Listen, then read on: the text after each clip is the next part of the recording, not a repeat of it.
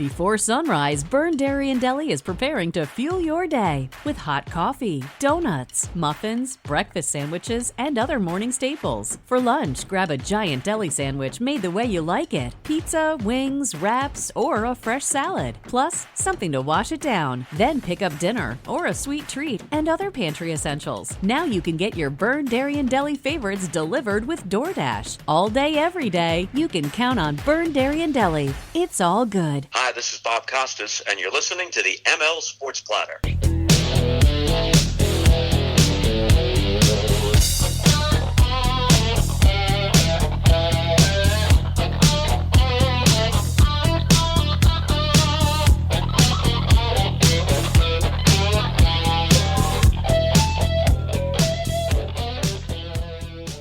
ML Sports Platter back with you all over the major platforms. Download, subscribe, leave feedback, and a 5-star review where you get podcasts on your smartphone device. We are brought to you by the Allen Angus Pub, Sit Means Sit Syracuse, Welch & Company Jewelers, and our good friends over at Rosie's Corner. Pizza, pasta, hot and cold subs, and more. Get on over to Rosie's for a Fish Friday this week.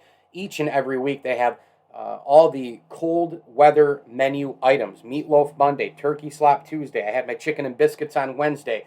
And then they've got your mac and cheese on Thursday, Friday, as well as, I should say, Fish Friday all day long. Lunch and dinner. You get the entree version or the sandwich version. Mac and cheese, coleslaw, and French fries for your sides. Fresh desserts to go. Fresh salads to go. Pepsi products and more. Rosie's Corner on Grubhub, on Facebook and Instagram. A proud ML Sports Platter sponsor. Route 11, right in front of the Brewerton Bridge in Brewerton, if you are in and around central New York. All right, let's get into, I know I say it every week, but I just can't believe how fast the weeks peel off the calendar. But here we are in week 9 for the NFL. I mean, whoa. So I'm recording this before the Jets and Colts game, so what I'm about to say you'll know the result of, but I'm going to take the Colts in this game. I just, if they run Mike Smith back, I'm not sure if he can put up 400 again, right, like he did last week against the Bengals. The Colts, I don't care who you play at this particular point. The Colts need a major wake-up call, and this is not a playoff team. But they need a wake-up call in terms of just, I think, their overall psyche as a football team.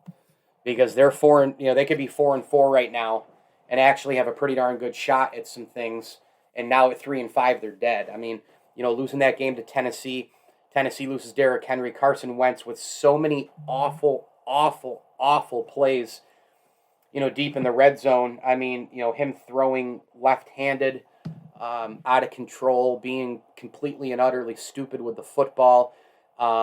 He cost his team probably the game in that situation. They really need to figure things out against the New York Jets, and I think they will. I think they'll be able to run the football pretty well, led by Jonathan Taylor. I'll take the Colts in this game, 24-17. Moving on to Sunday's games, should be a really fascinating one in the AFC North. In Cincinnati, you've got the Browns coming in, having lost to Pittsburgh. The Bengals coming in, having lost to the Jets. This is a huge game because it can swing certain momentum in the division, in the playoff chase, and all the rest. If the Bengals win, they'll go to 6-3. The Browns will be 4-5 under 500. It'll be awfully tough for them to get back into wild card conversation, especially with the way the Patriots are playing. You've still got other clubs hovering around. I mean, it'll either be Chargers or Chiefs probably making the playoffs as a wild card, right? You've got Vegas lurking. You've got Pittsburgh still hanging around. So you got a lot going on there. I think most people would suggest that the division winners will be Buffalo, Baltimore, Tennessee, and then in the West it'll be probably either the Chargers or the Chiefs. I haven't completely given up on the Chiefs, but they're hurting right now. They should have lost another one on Monday Night Football against the Chiefs, against the Giants. And, look, I know a lot of people say, well, should have.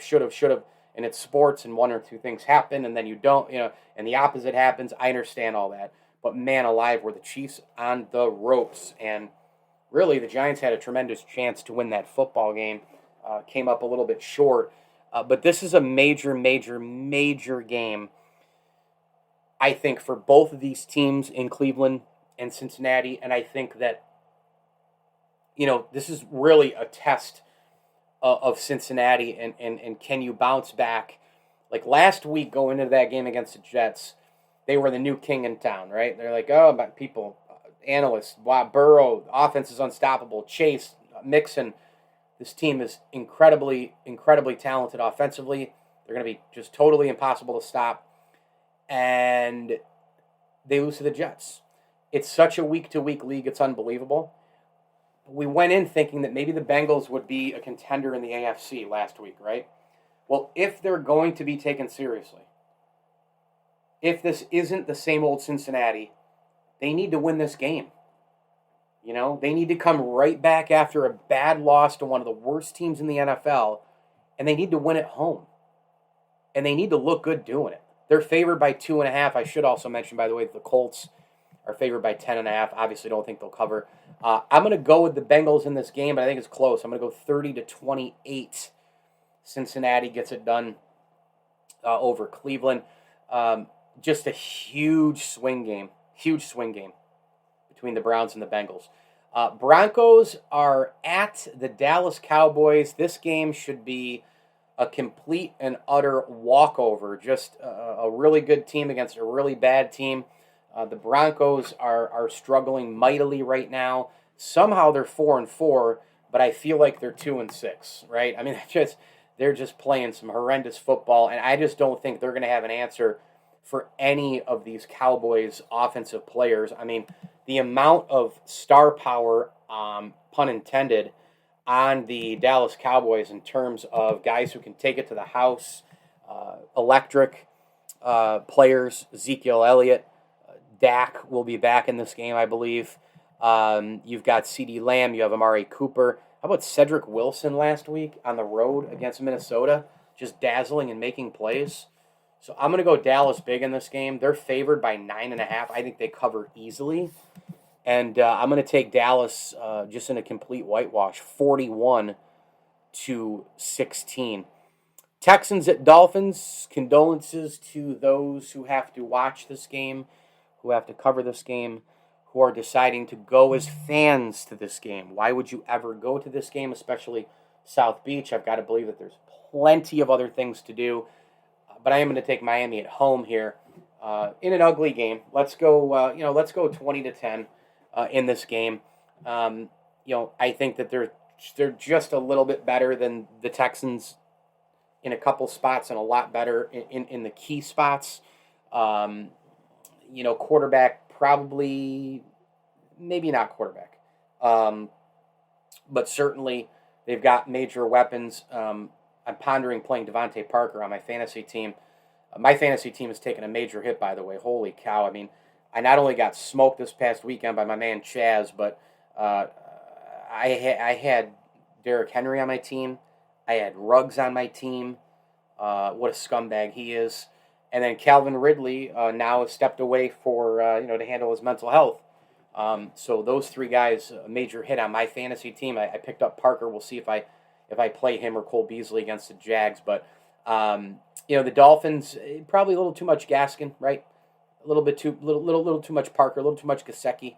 And the quarterback is probably a 2, and Davis Mills is probably a toss-up for who's better. I think it'll be an ugly game, but I do think Miami prevails. Miami's favored by 6.5 in this game, and I do think they win at home. Actually, I'm going to go 21. Now that you think about it, I think Miami puts up a little bit more on the scoreboard because I think their defense maybe creates a turnover or two. I'm going to go 20. I'm going to go 27 to 16 in this game. Miami wins. Falcons at the Saints. Can't trust the Falcons for anything week in, week out. They continue to find new ways to lose under a new regime. It's a broken franchise. Dimitrov as GM and Dan Quinn as head coach. It was bad enough there. Now they've got a new regime, new GM, new head coach. Arthur Smith is struggling.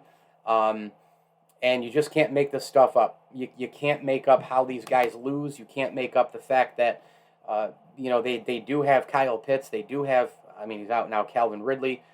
Matt Ryan is in there, obviously. But, you start to think now, the trade deadline, could they not have moved some pieces? It's time to start over in Atlanta. The window was open. You blew a 28-3 lead in the Super Bowl to New England. The window was open. It is absolutely sealed tight and shut and locked right now for the Atlanta Falcons. Meanwhile, the Saints, my goodness, what an organization. Plug and play. Doesn't matter who's in there. Coaching philosophies. Systematic approach. Sean Payton, tremendous. And they're going in with Trevor Siemian here to try and win another football game against Atlanta, and that's exactly what they did against Tampa Bay. I think one thing that you have to look at with New Orleans is Dennis Allen and his defense. I tell you what, man, that Saints defense is really, really, really stepping up.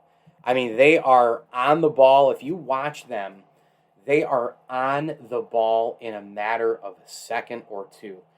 Their linebackers are flying all over the place. Demario Davis is having literally a career year this year. He's been in the league for 9-10 years-ish. Here's a round 3 pick out of Arkansas State by the Jets. And he has just been phenomenal.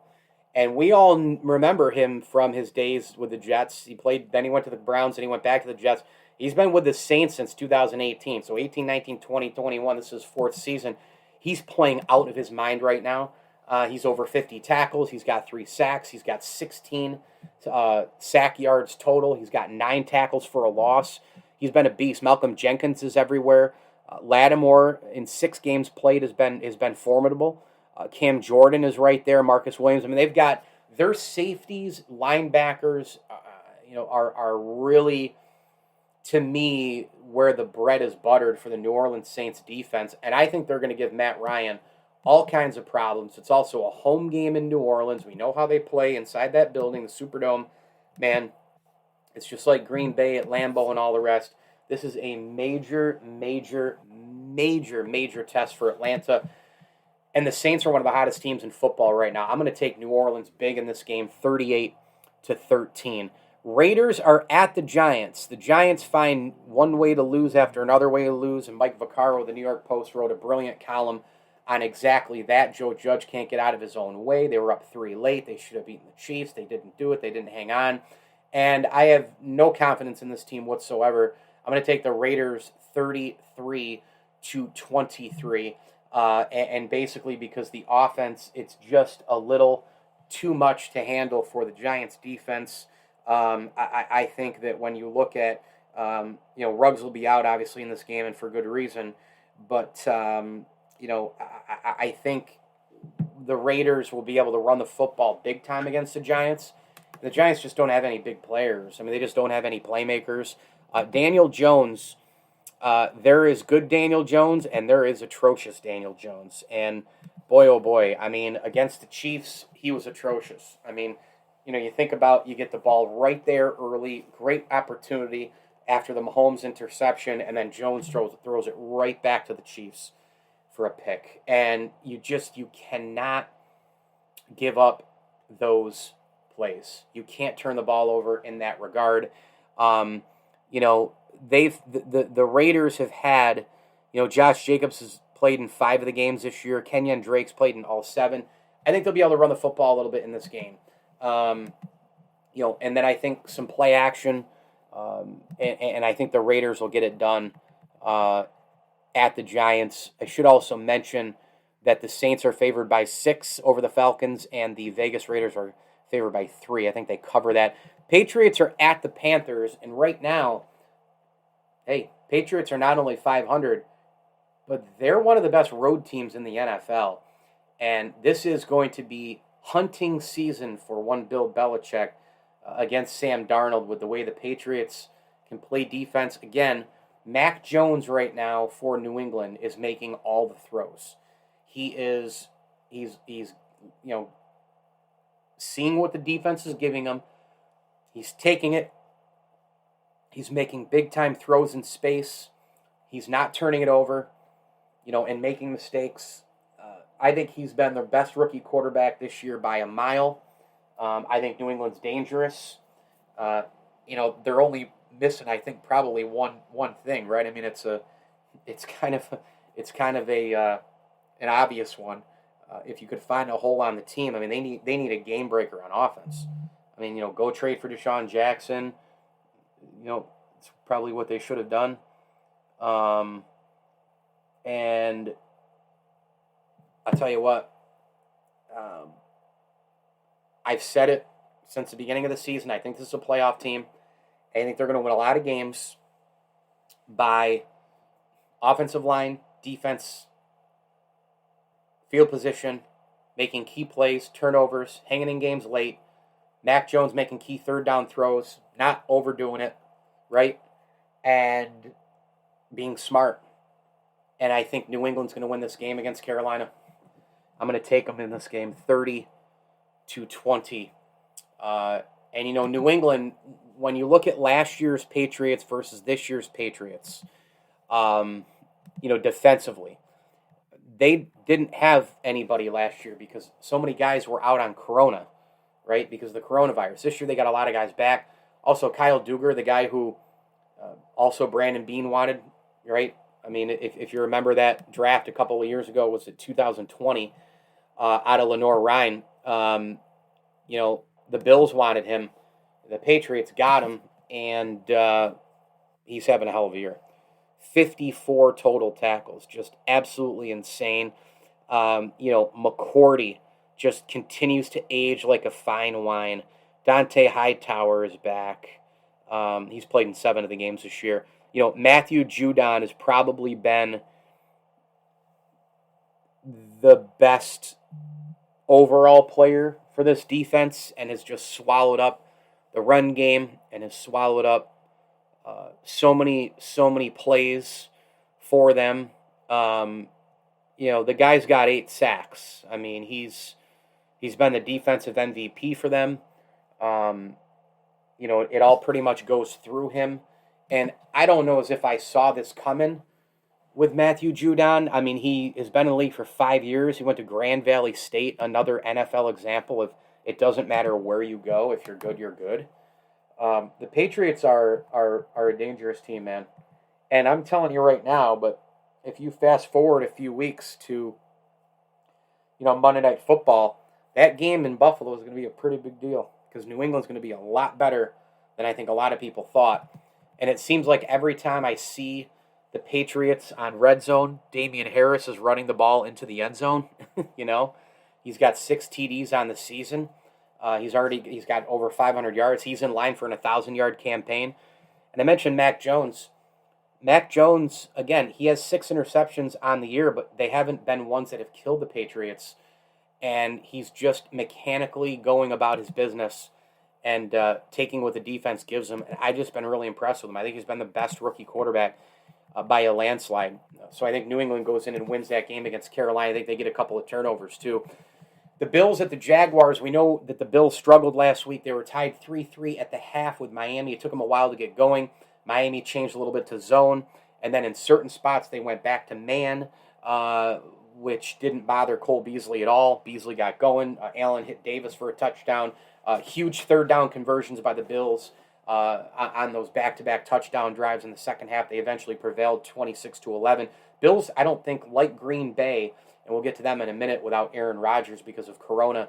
I don't think they've played an A game yet. I really don't. I mean, when you look at their schedule, the first week of the season, obviously they laid that egg against Pittsburgh.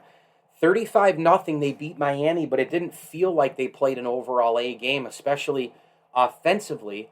Washington, in that game, maybe a B plus football game. Houston, I don't count because they're so brutal. Kansas City, they still showed quite a few holes in that game. Maybe Tennessee was the game they had their best effort in, but then they lost because Allen slipped near the goal line on a 4th and 1, and they lost. So it's tough to pin like, oh, they played an A game. Oh, they lost though. It's kind of hard to give somebody an A when you lost, but that was as close as they've come, I think, to an A effort. And, I think, and then Miami clearly this past week coming off the bye, they were nowhere near an A effort. I think this week the Bills come out swinging. I really do. And I think they win this game by 3 scores. I'm going to go 38-17. The Bills beat Jacksonville. Expect Leslie Frazier to blitz a ton. I would expect a lot of guys to, come up the middle and on the sides from the secondary, the likes of Taron Johnson. Look out for Micah Hyde. Look out for Jordan Poyer, some delayed blitzes, etc. And the pass rushers, Ed Oliver, was last week just because Miami's offensive line stinks. The offensive line in Jacksonville, not that much better, for the Jags, but Ed Oliver, Jerry Hughes, A.J. Epinesa, Gregory Rousseau. I think the Bills get after it. I think they pick off Lawrence a time or two, and I think that they win this game 38-17. Buffalo, by the way, is favored by 14.5, so that would put me in the neighborhood of them covering. Vikings at the Ravens. I just don't think the Minnesota defense that, it's had quite a few problems tackling as of late, and that showed against the Cowboys again. Kirk Cousins come back down to earth a little bit in that game against Dallas. I think Minnesota's just a really vulnerable team. I don't think their defense is going to have enough answers for Lamar. I think Lamar Jackson and that team will be able to run the football. You run Lamar off the pistol and the play action, the read options. You hit Hollywood Brown. I think Baltimore wins big here. I'm going to go Baltimore 34-14. They're favored by 6 points in this game. Chargers at the Eagles. Hey, speaking of the Bengals and some of these other teams that people were anointing as the new kings in town, well, guess what? The Chargers got stomped by the New England Patriots last week. They go into Philadelphia, hostile territory. This is a must-win for San Diego or for LA. This is a must-win. You cannot drop to 4-4 because of all the other teams around you. And I think they get it done, but I think it's ugly. They have to go across the country. They haven't been playing well. There's more and more tape out on Herbert. I think they'll be okay. I think they'll win, but I think it'll be ugly. Herbert and the Chargers, we know, look, everybody's allowed to have one bad game, right? There's no question about it. But the Chargers now, they've lost 2 in a row, and they've looked really bad. I mean, they lost so bad at Baltimore. Baltimore just absolutely shellacked them. And, the Patriots really took a lot out of Herbert in this game. A lot of unbelievable coverage plays in this game. And we know the Chargers offense is fantastic, right? We do. Justin Herbert is a stud. Austin Eckler, he's played in 7 of the games this year. He's a stud, right? All 7 of the games. Mike Williams, Keenan Allen certainly are devastating threats. Jared Cook at tight end. You've got Eckler being able to catch it out of the backfield as well. This is a good Charger team. They're not great yet. And they need to come back and they need to win this game against Philadelphia. If they lose against Philadelphia, I think I'm going to not quite write them off, but kind of in the here and now give up on them a little bit.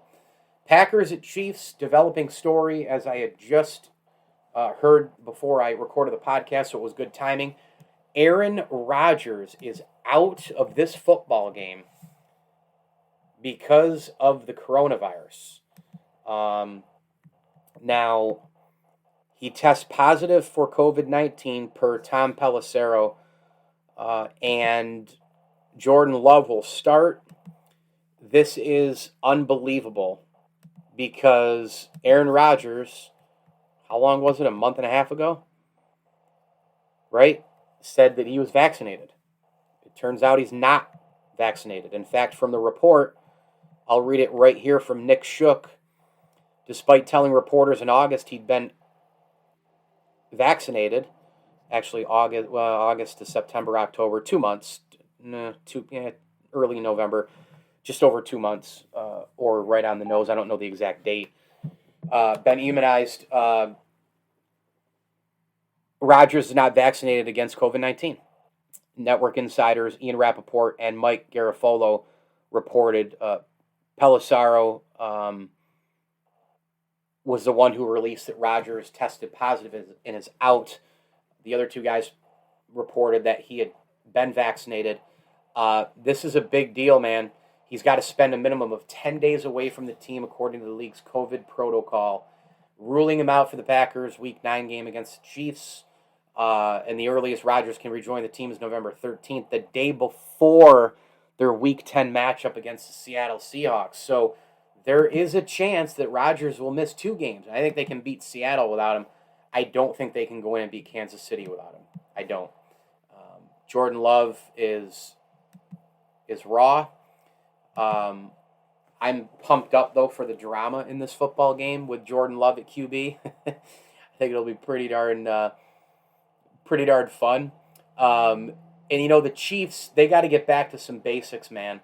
This team is too gimmicky, too gadget-oriented. They still have a ton of major players, ton of talent in Hill and Kelsey and Mahomes and all that. But, boy, after those 3, doesn't it feel like the Chiefs are really missing a lot? Doesn't it feel like they're just not that deep? It does to me. It does to me. And so I think that this team really, again, there are a lot of teams, and it doesn't matter who you're playing. In this case, they're playing the Packers with Rodgers, I think, is the best team in the NFC. Without him, obviously, they're a completely different team. But it doesn't matter who you're playing this week. There are a lot of teams that need wins bad. They need wins really, really bad. Browns, Bengals play each other. Both need a win bad. Colts need a win bad. Vikings could use a win really bad. They're at Baltimore. That's a tough game. Chargers need a win bad. Chiefs need a win big time here. And without Mahomes, without Rodgers, Mahomes, the stage is yours, my man. And, oh, by the way, if I'm Fox, I got to be so pissed off. 425 slate, Arrowhead. I'm sure that's Buck and Aikman. Now the World Series is gone. Buck will be back. And it's at Arrowhead. 70-degree perfect day. Rodgers and Mahomes. Oops. Now Rodgers won't be in there. I think the ratings will still be solid. But, man, the Rodgers-Mahomes thing now is thrown into the wastebasket. Give me Kansas City at home, 34-26. Cardinals at 49ers. Speaking of another team that needs a win, the Cardinals, they're 4-0 away, but they just got beat by a depleted Packers roster. They're going into San Francisco. It's a division game. They got to get things going in a heartbeat. I think the defense is going to be key. They're going to be paramount in this game. Create turnovers early in this game. Budda Baker, where are you? Chandler Jones, where are you? Right? These linebackers, versatile, fast linebackers, all these stud muffins on defense, go get the football. I think Arizona wins this game. I think they win convincingly. I'm going to go 38-20. And this is a very fun, interesting game because I'm very, very interested to see, what San Fran with Jimmy G brings to the table with Mitchell running it the way he is and Samuel being the difference maker he is at wide receiver. I've said it a million times. If you've got quarterback, running back, wide receiver, if you've got that dominating trio, you're going to win a lot of football games. Obviously, I know it starts with the quarterback, but if you've got number one, look out. Holy smokes. This team needs a win to stay with the Joneses in the NFC, and the Cardinals need a win to rebound from last week's loss to the Green Bay Packers. The Titans are at the Rams. Oh, baby. This game is interesting because you've got Tennessee now in the first game without Derrick Henry. You've got McNichols in there on the road against the LA Rams, a defense that just picked up Von Miller. This is going to be a really, really, really, really great. I think the Rams now, and they don't have, I heard today that they don't have a first-round draft pick until 2024. I just had to quickly check that up. I mean, that is insane. Now, look, that's the Rams' way. They like to trade guys. They don't value draft picks as much as proven commodities in this league. Von Miller probably has a couple of good years left in the tank. If he stays healthy along with Aaron Donald, this team, I'm telling you right now, man, that defense is so aggressive as it is.